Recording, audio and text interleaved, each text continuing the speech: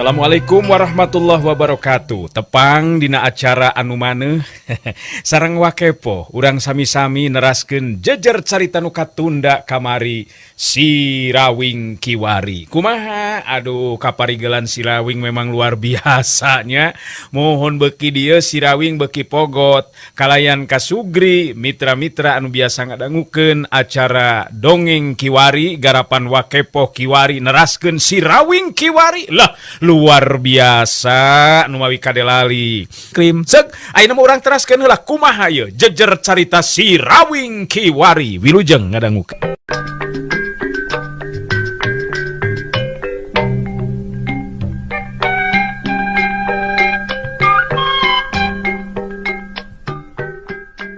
Ari Untari sorana dumareuda jeung ngageleter gambaran tina hatena nu bener-bener hayang ditulungan ku Sirawing. Sirawing netep ka Untari bari nyarenge seuri terus nyarita lalaunan.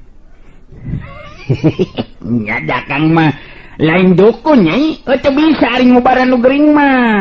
Nah bener geus boga kayakinan yen nyai ieu anu jadi indung gering teh lantaran pokalna jalma nu jahil nyaeta kuwarjit atau ilmu celuh. Mun leres telepat Kang. Eta teh numutkeun jalma nu tiasa margi pun biang teu damangna teh memang dadakan.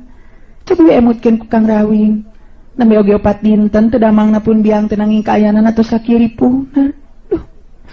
Tulungan pun biang teh Kang Rawing. Kelanan. Akang ayeuna rek nanyakeun heula ngaran indung nyai teh saha? Asa teh ngaranna teh podoy akang teh asa can diwanokeun. Ibu Fatimah Kang Rawing. Wedana Kemis. Ngawitan teu damangna teh pami telepat mah dinten Senin Kang. Sirawing unggut-unggutan bari ngitung ramo leungeunna. Nyerenge seuri deui bari nyarita lalaunan. Make jeung ngitung ramo segala rupa. Sigan heueuh we akang teu pinter atawa bisa ngubaran. Jadi Ibu Fatimah teh wadana Kemis mimiti geuringna teh Senin nya. Atuh eta mah ninggang dipati lara kok. Ninggang dipati bisa nyai. Aduh, nyaan ya mah ya. Boga bener ilmu telu alias merajit ya. Untari leungeunna nyekelan pageuh kana leungeun Sirawing. Panyekeleun anu ngandung pangharepan anu kuat sangkan Sirawing bisa nulungan anu jadi indungna. Abi percanten Kang Rawing. Kang Rawing bakal tiasa ngalandongan pun biang anu ayeuna mubuh matak pika salempangeun ka ayaanana Kang. Omat ulah teu ditulungan Kang. Ari keur akang mah lamun nya bisa teu neun-neun. Manya make jeung arek ngoretkeun kabisangan satadina be teu sasanggupanan teh bisi. Hayo kenyanggupan bisa cageun. Ari pek teh nu geuringna angren neumprak. Apanan meureunna akan ciwakeun ka asupna dukun lintu penyakit matuh. Kitu teh nyai. Mangga we geda tinggalian ku Kang Rawing. Pang-pang namo pami dina wanci. Wangi sok teras-terasan jejeritan Kang. Panon ngaburilang mulan mul matak pikasieun. Abdi sok sieun pami ningalipun biang dina kaayaan seperti kitu. Tulungan atuh Kang Rawing. Sirawing katingalina ngadeukeutan ka Abah Ibu Ratimah indungna Nyi Untari. Nyabak tarangna terus nyabak beheungna. Memang ari awak mah biasa-biasa we ngan panon waktu dibelelkeun ku Sirawing katingali bet geus eueuh cahayaan. Keleneun. Ayeuna akang rek nanyakeun ieu ka Nyai ari salila ieu kungsi gering nu ripukieun teh Nyai. Nya hatina teh memeh sugala jeung sujalik aya ka dieu kungsi indung Nyai gering kipuh kieu teh henteu ieu. Untari gideg bari ngawalon. Teu can pernah Kang. Malihan we ayeuna we anu kawilang pangabotna teh. Na tumaros kitu geuningan Kang. Nya teu atuh hayang be akang nanyakeun kitu. Ayolah urang ketepas deui na Nyai. Ngobrolna teh bet kurang laluasa di tempat deukeut nu gering kieu mah ye. Duanana terus kaluar ti jero kamar Ibu Ratimah. Muru katepas imah si banteng bulung diuk sila dihandap bari nyarande kana tembok. Wah, umaga ngawing-ngawing. Ngan tingalina Nyai Untari bet nyedih ngitu ngeningan. Ngunaon, ngayan naon bet nyedih gitu ngeningan Nyai. Nyata tuh. Kunaonnya di guys pohon jadi indung na geling teng. Bener nyaan gering ripu teng. Geus teu bisa neon-neon malah pangacian mah geus teu pancag buktina akang jeung Untari oge geus teu dipalire deui sigana teh. Untari netepin upan harapan ka si Rawing. Teu lila terus jarita deui. Muga ulah teu ditulungan pun biang teh Kang Rawing. Margi naon hartos nabi lepas tina tindakan Kang Subala katu Sujali pami dina waktos ayeuna bet kieu kajadianana. Komo pami pun biang dugikeun ka hanteuna mah. Teu ridho abi mah Kang. Nu matek ayeuna Kang rek ngajakan heula ngobrol ka Nyai. Jadi gering ripuna indung Nyai teh sanggeusna aya Subala jeung Sujali nya ka dieu. Tah ayeuna Kang rek nanyakeun geringna teh kungsi utah geuting teu. Edah. Akang siga dukung ya, siga dukung teng ya. Memang kantos Kang. Dina wengi kamari malah kawilang gepi hirup lalambaran. Abi teh salempang dunya teh bet asa kiamat, ari manawi teh pun biang bakal teras ngantunkeun. Nya harita abi tataros kanu tiasa nu aya di ieu lembur. Nanging kitu kasauranana dipun biang teh cenah diwarejit Kang. Anjeunna teh tiasa nulungan sono teh margi ilmu anu mentangkeun eta kakuatan langkung hebat batan dirina. Si Banteng Bulung netep ka si Rawing bari terus nyarita. Waduh, ngarunya ngatukang ngawing-ngawing, ngulang nulungan ngulang ngagok ngatukang, anu momokon nama ngindung nanying Untari ngalang umangog kudu ditulungan ka ngawing-ngawing. Nya lamun akang bisa nulungan mah ceng, lamun teu mah nyadakang teuing atuh arikan kikieuan mah. Iraha teuing bisa ngubaran. Bisa sote lamun kana tatu di jero alatan patelak ngadu kakuatan kakarakang bisa ngubaran. Napina ngapanan ka ngawing-ngawing bisa niangan pingubareunana Kang. Miraku ka ngawing teu bisa nulungan jalma ngandungeun aku misaya jalma jahat ngatawan delek ka Kang. Si Banteng Bulung bet milu karunyaeun sigana teh kana nasibna Untari. Nuhun Kang Rawing. Piraku we tega ka abdi ulah kagok nulungan Kang. Abdi ridho keneh dirampas ieu harta bana sareng raja kaya batan kenapa pisah sareng pun biang. Nya pami dina kayaan wajar mah teu naon-naon nanging ari dina kayaan sarupi kieu mah. Abi teu temikeun Kang, abi teu ridho Kang Rawing. Nyada Kang ge sarua bae temikeun ari kudu ningali Untari Tunggara mah. Sabab keur naon akang nulungan ngalepaskeun Nyai tina pangaruhna Subala jeung Sujali. Lamun ayeuna nu jadi indung angger ngelayang jiwana. Tenang Nyai tenang, ngan akang teu janggi ieu. Nyaan acan nyaho ari urusan jeung anu kieu mah Nyai. Ngan akang oge boga kayakineun eueuh deui sumber kakuatan pikeun kaayaan di alam pamenangan kajabat ti Gusti Nu Maha Suci Allah Ta'ala.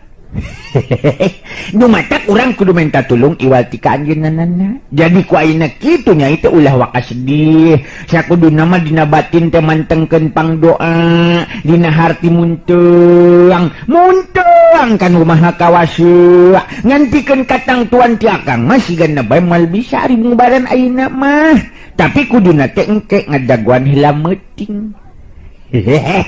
Sabab jadi inget ka guru akang Ki Debleng sok ngadongeng datang nawardi teh dina wanci peuting. Jadi ku ayeuna kitu kakaran ke peuting akang bisa ningali kumaha kayan indung Nyai. Nah bener aya nu ngawejerit nu ngawarjit eta mah memang gering penyakit biasa. Nya penyakit kolot gitu. Amun bener teh tela anu ngawarejit Kang Rawing tangtos tiasa Kang. Eta mah cek akang tadi urang muntang tulung we ka Zat Maha Kawasa Allah Subhanahu wa Ta'ala. Daya deui anging anjeunna anging mantena anu bakal ngadamangkeun. Kusabab mang pirang-pirang penyakit mang rebu-rebu juta-juta malah teu kaitung rupana penyakit kabeh gaya ubarna. Iwal ti ajal nu ubarna menyai. Waduh, ngamun bener tetelang indung na Nyai Untari teh aya nu ngeluh. Nerus kumaha cara ngubaranana ka ngawing-ngawing? Nya cara ngubaranana mah kubar. ngan anu leuwih ampuh mah kudu neangan sumber kekuatan anu mentangkeun eta kekuatan ilmuna. Anu saterusna urang kudu bisa meruhkeun kekuatan ilmuna anu ngirim kekuatan ka indungna Nyi Untari. Kitu teteh.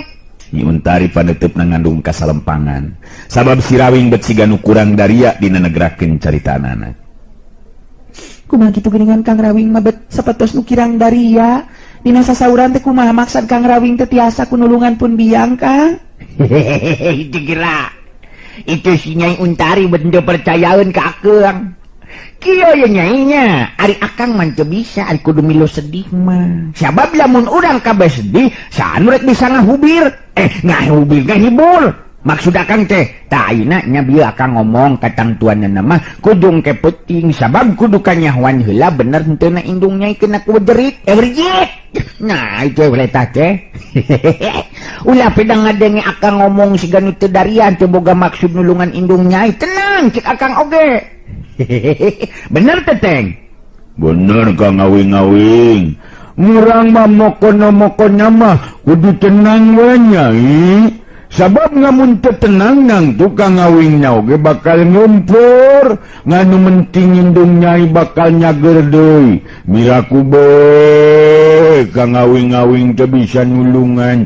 Jadi murang mudu ngadaguan datangna beuting Kang Ngawing-ngawing. Yang ke penting daguanana.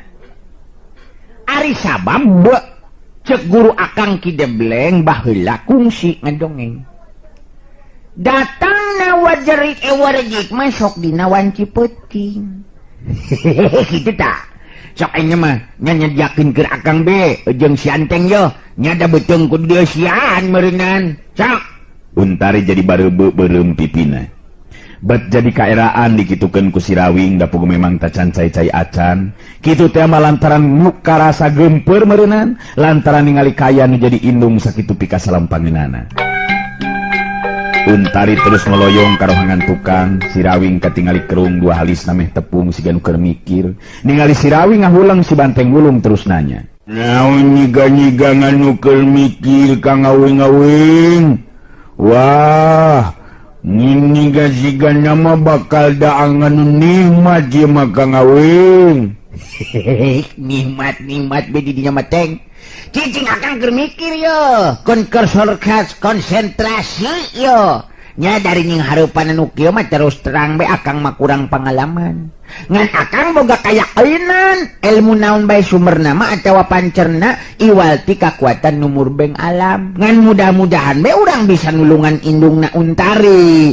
Nya momokonna mah kudu dibisakeun be Kang Ngawing-ngawing. Karunya geningan nulis ngeta Nyai Untari teh Kang. Tadi ngoge ningali bae Kang Ngawing. Nyiga nama ngayeun nama ngeus ngentenionon Kang. Mangamu Nyai Untari bogo-bogo kawing ya. His, eta suri tong tarik teuing. Kumanya we teh di jero imah aya nu geuning. Leung lamun lalaunan suri teh. Resep bogo ka Nyai Untari, ulah terus masket kana hate teh. Terus terang akang ngabejan ulah wakan nembongkeun rasa bogo. Lamun ambewena anu henteu mere jalan bisi nyeri hate. Inget pengalaman baheula waktu ditipeng ku Nyi Narsia. Bener teu? Awewe teh sarua teh henteu marukannya teh maneh mah teu nyahoeun. Aya nu kitu, aya nu kieu. Telila katingali Untari datang mairan opieun jeung inuman. Geus kitu terus ngarobrol di tepas imah anu pikeun Untari mah miharep sangkan si Rawing jeung si Banteng Wulung tetep aya di dinya samemeh indungna bisa cager deui pulih sabihara-bihari. Anu tangtu pikeun si Rawing mah kawilang berat oge pamenta ti Untari teh. Sabab dirina daek teu daek kudu ngetrukeun pangarti pikeun mulihkeun kayan indungna Untari. Sakumanu dicaritakeun ku si Rawing mangsa peuting datang ngalimpudan alam katingali kayan di jero imah pangpang namah kayan Untari bangun anu teu tenang hatena. Peuting geus ngalimpudan alam malah kadenge sora papaes peuting nu marengan jajah pangisi alam pikeun ngalam atawa pikeun ngambah alam impian. Sedengkeun di tepas imah si Rawing jeung si Banteng Wulung katut Nyi Untari katingali guntreng ngobrol lalaunan. Ya, hari abdi mangiringan we kumasahina Kang Rawing. Nu jelas pun biang teh kedah katulungan Kang. Janten abdi ayeuna kedah kumaha Kang. Tak, Untari mah wayana kudu digigirin Ibu Rati mah. Nya, jadi supaya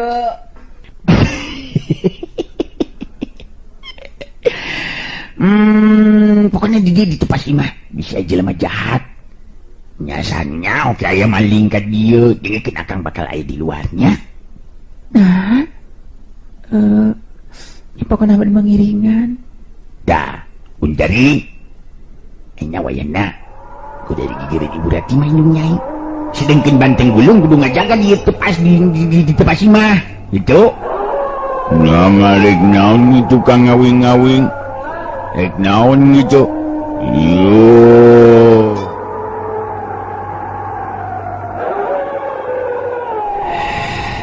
Awas dah.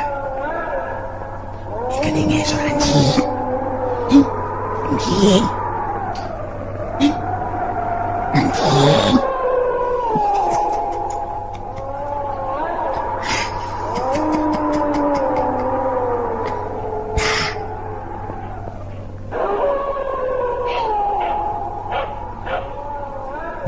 Ngarek naon itu Kang ngawing-ngawing aya di luar ngatung-ngamun gitu manici Kang. Nah, makin nyebut kelitik segala rupa. Ulah macam-macam ya teng ya. Akang di luar yang bisa ningali karena kayan di luarin imah. Sabab menurutkan keterangan guru Akang, upama memang aya korban kekuatan kiriman, sok aya nu datang teu beda ti sato. Aya cahaya nu bakal nuju ka lebah imah anu ditujuna. Kitu teh teh hati. Mentong mendotot ngatukang ngawing-ngawing. Ngarinyo ganding dengan Kang Ngawing mangarek kagak bagadang nyerangan. Ngente ajak-ajak Kang Ngawing itu ngarinyo gante. Oh, jadi merenan Kang Ngawing ngarek ningali kayaannya. Nya itu ngan ulah loba tingeusian beuteung peuting ieu mah yeuh. Pokona mah ulah wareg teuing barang dahar peuting ieu mah. Sabab urang mah sare. Engke wanci tengah peuting naon anu caritakeun ku Akang teh bakal dilaksanakeun ku kumaha ka harti teh Wing? Wing. Kumaha ka teh anteng ulung. Salah omong. Si Rawing ngareret ka Untari oge ungeuk bari ngabalon. Kartos Kang Rawing. Nanging pamilaros kepun biang teh aya anu ngaberjit. Kedah kumaha tindakan urang Kang Rawing. Nyari geus jelas kitu mah tang teu bae urang kudu ngayakeun tindakeun. Ngankeun bae eta mah urusanna urusan Akang. Nu penting ayeuna mah urang ulah nepikeun ka sare. Ke ayeuna Akang rek nanyakeun pugu aya anu poho teh. Bade naruskeun naon Kang Rawing? Ari Subala jeung Sujali bogan guru. Nya moal bisa boga kawani jeung kabisa kitu meureunna lamun eueuh guruna mah. Suga Nyai nyaho saha guruna Subala jeung Sujali. Untari katingali ngahulang cukup lila. Bangun anu keur nginget-nginget ka hiji ngaran atawa kayaan teu lila neuteub di ka si Rawing bari terus nyarita lalaunan. Ayeuna mah emut abdi teh Kang. Memang leres teu lepat Kang Subala jeung Sujali teh kaguan guru Kang.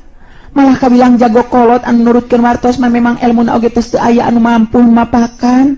Jenengan teh pamin teu lepat mah mah gabug inten. Kabilang jago kolot memang duka di mana ari ayeuna mah Kang? Sah? Mbak gabuk inten?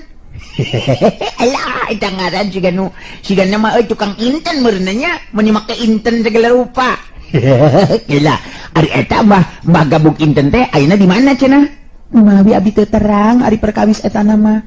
Teu terang Kang Rawing. Nanging nu kakupingku abdi mah Subala sareng Sujali sok nyebat-nyebat eta jenengan kitu ta Kang? Si Banteng Wulung katingali curing hak neuteub ka si Rawing bari terus nyarita. Wah, Wing jadi kang ingetan ya Kang Ngawing-ngawing.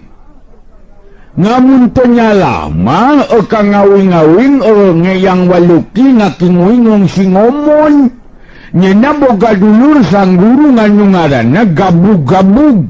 Nya gabug ngabuginten Kang. Wah, ngamun kitu mah ngeus nyarua ngolot na ngajengaking wing ngatukang ngawing-ngawing. Tah. Syukur lamun kitu mah.